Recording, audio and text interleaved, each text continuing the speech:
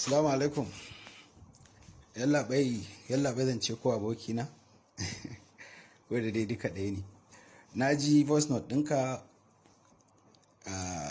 saboda haka duk da dai ba interview kake yi mun ba a matsayinka na ɗan jarida, zan faɗa maka mind ɗina. Idan har kana tunanin wai in je in yi register da censorship board shine zai sa in zauna lafiya inda yana shiga irin waɗannan matsalolin, to da shine solution tintini da na yi. Amma ni a gurina shine fita daga Kannywood din in koma gefe in zauna in yi kallo, in ɗan rika duba abu a cikin sana'ata na harkar me zan iya yi ya ɗan kawo min abin da zan ci gaba da kula da kaina da iyalina da dai ma sauran mutane da nake ɗan taimakawa da shauransu. Ina tunanin idan na fita na koma gefe shine na samu sauki, saboda me tunani na duk wannan abin da ake yi wasu mutane ne da suka haɗe kansu a cikin masana'antar, sun hana ni yin komai kuma sun raba ni da kowa. Abin da nake nufi da sun raba ni da kowa shine har kuɗi suke biya mutanen nan ake akan kar ai posting ɗin hoto na ko wani abu da ya kamanci shashi na rantse maka da girman Allah, ina nan da alert da kuma texts da voice note da ake yi wa waɗannan yaran da ake raba su da ni confirm, kuma ana kiransu an ba su kuɗi, wasu aka yi musu alkawarin aiki, shikenan za su cire hotunan na su ci gaba da kawai. In na yi makariya ka je ka duba duk masana'antar, ka duba wane ne a cikin account ɗin za ga hotona. Wallahi tallahi ba su da yawa, saboda duk an siye su. Wasu kuma ba kuɗi aka ba su ba, kawai an musu kwaɗaita musu ne, za a daina kiransu aiki, za a rika cire sunansu da shauransu aiki, saboda idan ba su daina mu'amala da ni ko sun daina posting ina ba. Ka gane ko? Saboda haka abin kaina ya cushe har bana iya tunani mai kyau ma. Sai na duba ni me zai zama min sauki, saboda bani da kowa cikin masana'antar gaskiya wanda zan ci wannan kai da fata zai tsaya min, ko a bayan idona ko a gaban idona wane zai tsaya min wannan. Ka gane, duka na samu problem da mutane da shauransu. Saboda me? Saboda idan mutum kana yin mu'amalar sana'a ka kara zube, ba tsari babu komai, so kuma har ka bari mutane suka saba da kai haka, to duk lokacin da ka kawo tsari to zai zama wannan tsarin ya yi affecting din waɗannan mutanen da suke cin karensu ba babbaka da sunanka ko kuma da tarayya da kai. Wannan shine abin da ya dan dinga kawo matsaloli da shauransu. So ni da na yi tunanin na ce okay, to bari rabu da wannan masana'antar. Idan na ce na fita, to shikenan za su samu kwanciyar hankali, za su yi party, su ci karensu babbaka, su yi abin da suke so ba tare da sun kalla Adamu ba. Wallahi lazim na ce na fita ne ba don ban san masana'antar ko kuma ban san waɗanda suke cikinta ba, a'a, amma dai na tabbatar da yawan aka waye gari aka ce Adamu ya mutu, to ce kawai abin da za a ce Allah ya ji kansa. Iyalina, ‘ya'yana ban san halin da su kasance ba. Saboda me? Saboda muna yin abota ne wanda bai shiga zuciya ba. Yawanci sai ka ga mun yi kayi shekara 10 da mutane a cikin masana'antar, ba su san iyayenka ba, ka san nasu ba, kawai alaka muke yi kawai ta baki da baki da kuma ganin ido. Ban ce duka ba, akwai waɗanda suke shiga lamarin da lamari ta wani bangare da ya zama na cewa wannan shine abota, ba wai abotan baki ba. Akwai wanda suke kokartawa kan haka, amma dai for now ni ba ni da kowa. Tunda har na gano cewa ba ni da wanda zai taya ni rigima, ko kuma ba wanda zai shiga min rigima, ko kuma in an yi min ba wanda zai iya tare min, to me zai hana ni kuma in yi wa kaina? Shi yasa da zarar sun bi can sun zage ni ko sun yi wani abu, raina ya ɓaci, sai ga na fito na yi magana, saboda shi ne kawai samun sauƙi na. In ban fitar ba to zai ta damuna. To shi yasa daga an yi kawai, in suka yi ko suka sa yaran suka yi ko suka duka, kana zaune fa za ga kawai haka kawai na yi wani abu can, sai ga wata yarinya ta hau ta bani amsa, ko wani ya hau ya bani amsa, bani da alaka da shi, rigima ba ta haɗa ba, haka kawai. so in dai in na je na yi rijista, waɗannan mutanen da suka sa ni a gaba suna buƙatar lallai sai sun gabana nan za su rabu da ni, sai in je in yi. Kai idan mahaifiyata ne aka ce ita ma sai ta yi rijista kafin ci gaba, in dai zai sa in samu kwanciyar hankali wallahi lazim zan yi, amma babu kwanciyar hankali saboda mutumin farko da ya fara zalunta ta a wannan halin da nake ciki shine shugaban tace fina-finan. Sallan da na zo ya fara hana ni wasana bayan kowa ya yi wasanninsa ya gama, ni lokacin da na zo aka ce ba zan yi ba haka kawai, sai na je na yi clearance.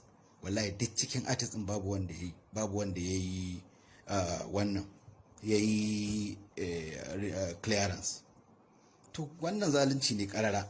Ni kuma nake ganin cewa okay, to in dai haka ne mutumin nan na ga dama ya haɗa kai da waɗancan mutanen da ba su suna, sun fara bashi umarni kenan akan ya rika shiga ana prostration ne.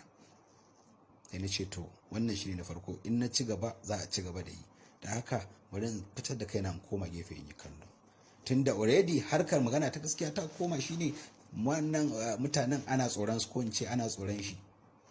Duk ko mene zai yi ba daidai ba, ko kuma wani abu da ya shafi harkar da za a ce okay ya kamata a dauki mataki akan shi, wani abu babu wanda yake iya yi, kawa shakka yake yi. Saboda wani director ne kar a bashi film da shi ya ce ba zai ba, wani producer ne kar a bashi kaza ya ce ba zai mai aiki ba, wani mawaki ne ba zai sawa gashi. Duk irin waɗannan abubuwan shine yasa wasu suke yi su rufe idan kunnin su ga gaskiya ga wannan, amma ba za su iya fitowa su kare ta ba ko wani abu. Ni kuma bai iya wannan abun ba. Babu wani mutum a masana'antar nan da nake masa kallon cewa yana da wani personality ko wani baiwa da Allah ya washi wanda zan jawo shi don in yi amfani da shi ba don Allah ba. Wallahi na gummace har abada kar in kira shi, in dai abin da zan kira shi in bashi gudunmuwa siyasa nake so in masa, ba na bukatar irin wannan rayuwar. Saboda haka da naga sun hada an yi min wancan hukuncin sai na ja na fito na faɗa. Akwai waɗanda nake da mutunci da su a cikin harkar suka ce me yasa ne haka, ba wanda na baiwa hujja. Saboda ba su san halin da nake ciki ba su san cewa idan na je bacci yaya nake yin bacci ba. Wallahi ne maka rantsuwan dan musulmi guda uku sama da shekara 5 ko 3 wallahi bana bacci sai na sha maganin bacci. In ko ban sha ba wallahi bacci ba zai yiwu ba. To a wani dalili? To yanzu kaga na ce na fitan, amma duk da haka sai da aka kirkiro wata hanya kuma da ake nema a sake zalunta ta, a kwantar da ni akan wai ban yi rijista ba. Rahaman da fim ɗinta ne, kuma wannan yarinyar tana da nasibi. Duk abin da ta taba duk ka gani, duk abin da ta yi tana da matsala da mutane 'yan arewacin Najeriya kan irin shigan da take yi, wanda su suna ganin ba daidai bane, ko kuma ce ba daidai bane. Wannan yarinya Allah ya mata nasibi, amma fa bata yi rijista ba, kuma fim ɗinta ne wannan fim ɗin. An yi sansarin, ta haska, ta je wurin, Dija ta je wurin, baban Cinedu ya je wurin, waye kwanaki Falalu wannan abokina Falalu na san zaka san shi, director ne. To Falalu ma ya haska fim ɗin shi sukutun guda, ba shi da rijista. Why always Adam Zango? Me suke nema a wurina? Ka gane ko?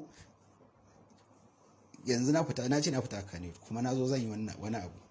Wasa sun ce ba zan yi ba, an gayyace ni biki bai isa in yi ba. Already wannan mutane ba su sani ba, ni ne kadai na san cewa an riga an yi min wannan kashe din. In ba haka ba za a kama ni. Na daina karban komai da ya shafi wannan a Kano, saboda in zauna lafiya. Ka gane ko? So waɗannan mutanen duk ba su rajista sun je sun yi, amma ni an ce wallahi idan na kuskura na zo sai an kama ni, babu dalili. Wato in na ce zan ci gaba da baka faɗa maka irin abubuwan da nake fuskanta a masana'antar nan, yanzu sai ka ji ni ma a Kano tana da bambanci da kowace irin jiha a arewacin Najeriya. Na farko suka ce finafinai an sa ta ne domin ta kula da addini da al'ada na mutanen jihar Kano. Duk mutumin da ya yarda ya girmama mutanen Kano zai yarda ya mutunta mutanen Kano dole ne ya bi abin da ke dokokinsu wanda majalisa ta tabbatar da shi tun 2001. Duk mutumin da bai yarda da wannan abun ba bai zai girmama mutanen Kano ba. Bai yadda cewa Kannywood ko kuma harkar finafinai na Hausa cewa hanya ce ta sadarwa wadda za ta haskaka addini da al'ada ba. A yanda mutanen Kano da suke. Kowaye mun haƙura da shi. Ko da ku kyamara ce ta yi. Har da wasu shi wannan jarumi ya yi bayani cewa shi ba zai yabe wa'annan ka'idoji. Da lafiya za mu shigo mu ci gaba da farantawa masoya, amma na so masoya na sani cewa babu wata jiha da nake so a Najeriya da ta wuce jihar Kano, sannan babu masoyan da nake alfahari da su fiye da na ko ina a Najeriya da ya wuce masoya na jihar Kano, kuma Allah ne saka musu sona, shi zai iya cire musu. Duk iya bakin kokari na zai yi kokari in ga ban lalata wa masoyana zuciyarsu ba. Zan ci gaba da kokari da abin da suke bukata in kawo musu shi.